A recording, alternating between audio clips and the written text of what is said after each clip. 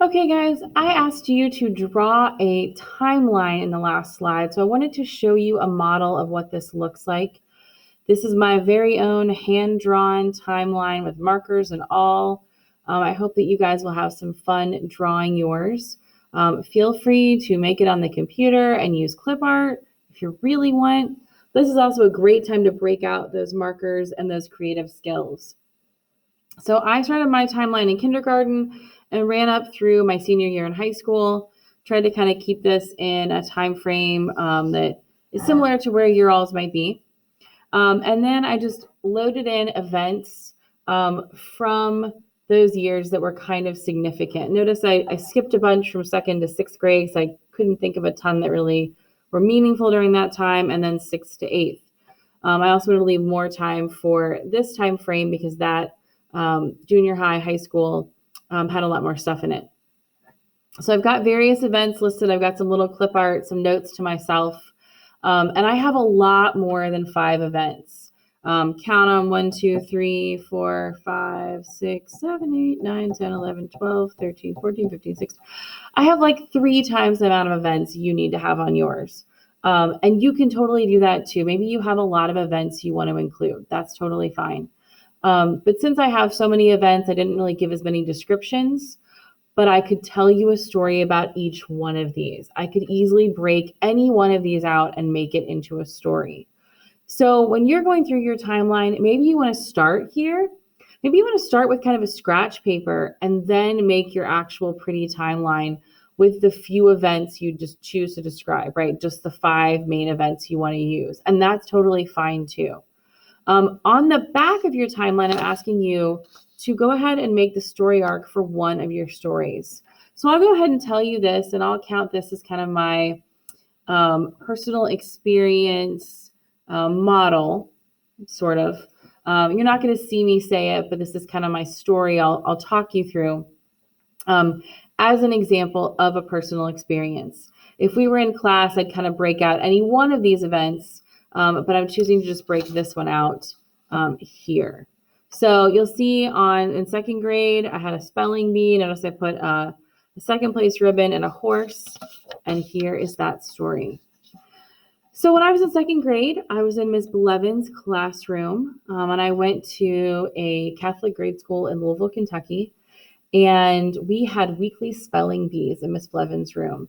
And she would use these spelling bees to help us think of our words for the week, and also kind of to incentivize us doing well. And I was always a kid who did well in school. I loved school. I loved my teachers. Big shock, I know. And I always wanted to do my best. So at every weekly spelling bee, I tried, but I never really made it to the final few. Something about being nervous or not being able to spell in my head. I don't really know what it was. But in this particular week, the bee begins, right? We all would stand up along the back of the classroom against the cubbies in a line, and she would go down the line and give each person a word to spell. And obviously, we'd all have to spell the same one. And then if you misspelled a word, you had to go sit down, right? So it was kind of a process of elimination. So we went back and forth for several rounds, spelling words, and more people were sitting down, and more people were sitting down. And all of a sudden, I was one of the last few standing. And I just couldn't believe it. It was like I was in a daze. I was like an out-of-body experience. I couldn't believe I was one of the last few standing. And all of a sudden, it's just me and another student. And she gives us the word we're supposed to spell, and the word is horse. This is a simple word, right? I should be able to spell this. And it comes to me, and I'm so excited because I know I'm at least going to get one of the ribbons, because Mrs. Blevins always gave top 3 ribbons, right? Blue for first place, red for second place, white for third place. So I'm thinking, I'm going to get a ribbon. And at this point, I'm either going to get the red or the blue one. And I go to spell the word, and I go H-O-S-R-E. And I totally mess it up. And I lost first place, right? So I'm a little bit sad about that, but actually the story was really great. It has a great ending because my favorite color is red, and I ended up taking home the red ribbon. I was actually pretty ecstatic about this. So it turned out pretty well after all, right? And that is my story. It's not something that's earth-shattering. It's not something where I'm revealing deeply private moment to you, but this is my story, right? Now, I could have chosen any of the events I mentioned. I could have chosen one from high school, close to something you guys would tell today, but that's just one I picked out. So hopefully you guys can see that as a model of what you can do with yours. This is the document I want you to either bring to class or post below with you.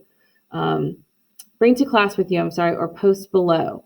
This timeline, this two-sided timeline, the timeline on the front and your story arc for your chosen event on the back.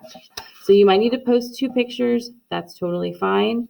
If you're coming to class, if you're an in-person student, you can just bring it with you and I'll check it then. Thanks, guys.